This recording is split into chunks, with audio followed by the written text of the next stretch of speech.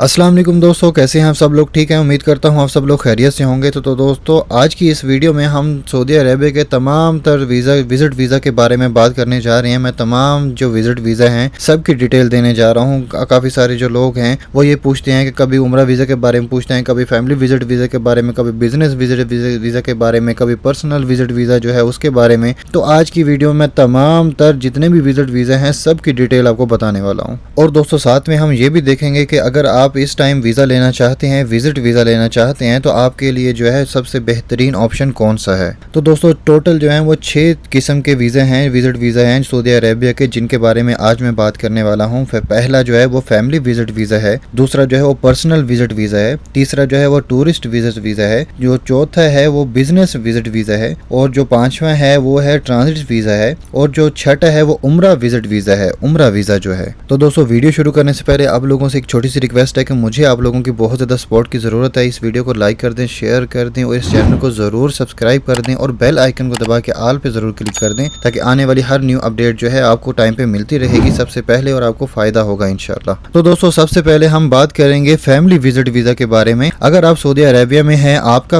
अकामा जो है वो वैलिड है, आप यहाँ पर जॉब करते हैं और लीगल तौर पर यहाँ पे रहते हैं, तो आप अपनी फैमिली को फैमिली विजिट वीज़ा पर बुला सकते हैं। ये वीज़ा सिर्फ उन लोगों को मिलता है जिन्हें सऊदी अरेबिया से कोई स्पॉन्सर करता है। स्पॉन्सर करने वाला जो होता है वो हमेशा अकामा होल्डर ही होता है। आप अपने इसमें ब्लड रिलेशन वाले जो रिलेटिव्स हैं आप उनको बुला सकते हैं, जैसे कि बीवी बच्चे हैं, आपके माँ बाप हैं या बहन भाई हैं, इन सबको आप जो है फैमिली विजिट वीज़ा पे बुला सकते हैं। और दोस्तों, कुछ केसेस में और रिश्तेदारों को भी बुलाया जा सकता है, लेकिन आजकल जो है सख्ती थोड़ी सी ज्यादा है, इस वजह से जो है अब सब लोगों का वीज़ा जो है अप्रूव नहीं हो रहा, यहाँ तक कि अब बहन भाई का जो है वीज़ा वो भी अप्रूव नहीं हो रहा। तो दोस्तों, सिंपल लफ्जों में आपको बताऊं तो फैमिली विजिट वीज़ा उन लोगों के लिए है जो अकामा होल्डर हैं सऊदी अरेबिया में और अपनी फैमिली को बुलाना चाहते हैं। तो दोस्तों, अब बात करते हैं पर्सनल विजिट वीज़ा की। ये एक ऐसा वीज़ा था जिसने 2-3 साल पहले काफ़ी हंगामा मचा दिया था। इस वीज़ा पर लाखों लोग सऊदी अरेबिया में आए बिना किसी खास डॉक्यूमेंट के। तो दोस्तों, इस वीज़ा के लिए पहले कोई स्पेशल रेफरेंस नहीं होता था, स्टेटमेंट या ट्रैवल हिस्ट्री कोई ज़रूरी नहीं होती थी। इसी वजह से लोगों ने इस वीज़े का बहुत ज़्यादा गलत फ़ायदा उठाया। बहुत से लोग इस वीज़ा पर सऊदी अरेबिया में आए लेकिन वापस ही नहीं गए, ओवरस्टे कर गए यहाँ पे। तो दोस्तों, जब सऊदी अरेबिया को इस चीज़ का पता चला कि काफ़ी सारे लोग जो हैं वो इस वीज़ा पर आकर यहाँ सऊदी अरेबिया में आकर काम कर रहे हैं, इलीगल तरीके से यहाँ पे स्टे कर रहे हैं, तो उन्होंने ये वीज़ा ही बंद कर दिया। तो दोस्तों, अपने माइंड में ये बात ज़रूर रख लीजिए कि आज भी सोशल मीडिया पर काफ़ी सारे लोग जो हैं वो इस बात का झूठ बोल रहे हैं कि उनके पास एक ये वीज़ा है, 1 साल का मल्टीपल एंट्री वीज़ा है, वो ये वीज़ा आपको दिलवा देंगे, लेकिन असल में आज के वक्त में ये वीज़ा जो है बिल्कुल अलाउ नहीं है, ये वीज़ा बंद है। खास तौर पर पाकिस्तान, इंडिया, बांग्लादेश के लोगों के लिए ये वीज़ा जो है बिल्कुल बंद है, अलाउ नहीं है, ये वीज़ा स्टैंप हो ही नहीं रहा। तो अगर आपको कोई बंदा कह रहा है कि वो आपको पर्सनल विजिट वीज़ा दिलवा देगा, तो ये सब झूठ है,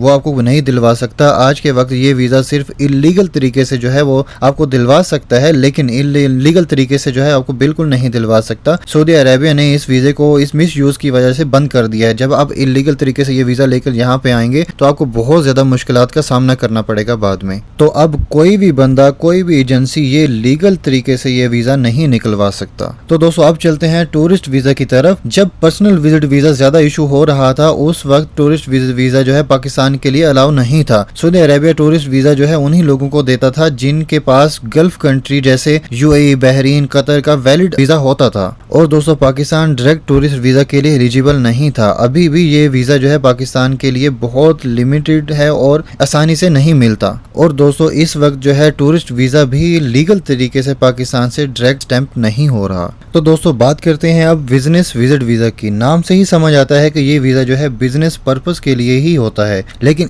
इसलिए इसके जो रिक्वायरमेंट्स हैं वो बहुत ज़्यादा सख्त होती हैं। तो दोस्तों, सबसे पहले आपको अपना बिजनेस पाकिस्तान, इंडिया या बांग्लादेश में जो है लीगल तरीके से वो रजिस्टर दिखाना पड़ता है। फिर आपकी बैंक स्टेटमेंट दिखानी होती है, उसमें हर महीने जो है अकाउंट में कितनी ट्रांजैक्शन होती है ये भी आपको दिखाना पड़ता है। फिर जो है आपकी ट्रैवल हिस्ट्री भी चेक की जाती है कि आप पहले कौन से मुल्क हैं, किन कंट्रीज में सफर कर चुके हैं। तो दोस्तों, ये वीज़ा सिर्फ उन लोगों को मिलता है जो जेन्युइन तरीके से अपना बिजनेस कर रहे होते हैं, लेकिन पाकिस्तान के लिए ये अभी भी वीज़ा जो है ये स्टैंप नहीं हो रहा। अगर कोई बंदा आपको बिजनेस वीज़ा दिलवा रहा है तो या तो वो इलीगल तरीके से कर रहा है या तो फिर वो फेक डॉक्यूमेंट्स से आपको फेक डॉक्यूमेंट्स आपको दे रहा है। और दोस्तों, इस वीज़ा के लिए डॉक्यूमेंटेशन जो है बहुत ज़्यादा होती है, लेटर्स लेटर्स, इनविटेशन और ऑफिशियल अप्रूवल ज़रूरी होती हैं, लेकिन अभी ये भी बंद है या फिर बहुत जो है लिमिटेड लोगों को मिलता है। तो दोस्तों अब बात करते हैं सबसे आसान और सिंपल वीज़ा के बारे में, वो है ट्रांजिट वीज़ा। बहुत से लोगों को इसका पता नहीं होता, लेकिन ये जो दुनिया का सबसे आसान जो है वीज़ा माना जाता है। ये खास तौर पर उन लोगों के लिए होता है जो किसी और मुल्क सफ़र कर रहे होते हैं लेकिन सऊदी अरेबिया से गुजर रहे होते हैं। तो दोस्तों अगर आप मुस्लिम हैं तो फिर आपको इस वीज़े का बहुत ज़्यादा फ़ायदा होने वाला है, क्योंकि ये जो वीज़ा है ये सऊदी अरेबिया में कुछ घंटे के लिए रुक कर आप मदीना या मक्का की ज़ियारत कर सकते हैं इस वीज़े के साथ। और दोस्तों इस वीज़े की सिर्फ एक ही शर्त है, आपके पास सऊदी एयरलाइन की सऊदीया की टिकट होनी चाहिए। और दोस्तों सऊदीया से जब गुजरेंगे, अगर आपका जद्दा एयरपोर्ट पर स्टे होता है तो वहाँ पे अब 48 घंटे या उससे ज़्यादा जो है 72 घंटे या 96 घंटे आप स्टे कर सकते हैं वहाँ पे। तो अब जद्दा एयरपोर्ट पे स्टे अगर करते हैं तो आप जाके मक्का में जाके आप उम्रा कर सकते हैं वहाँ पे। अगर आप मदीना में स्टे करते हैं, मदीना एयरपोर्ट पे स्टे करते हैं, तो वहाँ पे आप जाके रोज़ा रसूल पर जाके आप वहाँ पे ज़ियारत कर सकते हैं। और दोस्तों इस वीज़े के लिए कोई एक्स्ट्रा टेंशन नहीं, कोई डॉक्यूमेंटेशन नहीं, कोई स्पॉन्सर की ज़रूरत नहीं है। ये हर किसी को वीज़ा मिल सकता है जो भी सऊदी एयरलाइन से ट्रैवल कर रहा हो। तो दोस्तों अब बात करते हैं उम्रा वीज़ा की। नाम से ही पता चलता है कि ये सिर्फ उम्रा के लिए ही होता है, लेकिन लोगों ने इसे विजिट वीज़ा के तौर पे भी यूज़ किया है, जिसकी वजह से सऊदी गवर्नमेंट ने इस पर बहुत ज़्यादा सख्ती कर दी है। अब सऊदी हुकूमत ने उम्रा वीज़ा के लिए कोटा सिस्टम लगा दिया है। और दोस्तों पाकिस्तान के अंदर जो रजिस्टर्ड ट्रैवल एजेंट हैं उन्हीं को सिर्फ लिमिटेड नंबर ऑफ वीज़ास दिए जाते हैं। पहले अगर एजेंट जो है वो 100 वीज़ा इशू करता था एक दिन में, तो अब वो एक दिन में जो है 50 वीज़ा ही इशू करता है। जब तक पहले वाले लोग उम्रा करके वापस नहीं आ जाते, कम से कम जो है वो 60% या 70% 80% लोग जो है वो वापस नहीं आ जाते, तब तक नए वीज़ा इशू नहीं होते उनके। तो काफ़ी सारे लोग जो ऐसे थे जिन्होंने विजिट वीज़ा के तौर पे ये वीज़ा यूज़ किया है, उम्रा वीज़ा। वो जाते थे 3 मंथ का वीज़ा लेकर, अब 3 मंथ का तो उम्रा नहीं होता था, वहाँ पे वो स्टे करते थे, तो जिससे सऊदी अरेबिया को इस चीज़ का एहसास हुआ कि यहाँ पे ओवर स्टे हो रहा है, काफ़ी ज़्यादा लोग उम्रा के लिए आते हैं यहाँ पे और ऐसे ही स्टे कर रहे हैं। तो इसलिए उन्होंने इस पर बहुत ज़्यादा पाबंदी लगा दी और कोटा सिस्टम लगा दिया। जब कोटा सिस्टम लगा है तो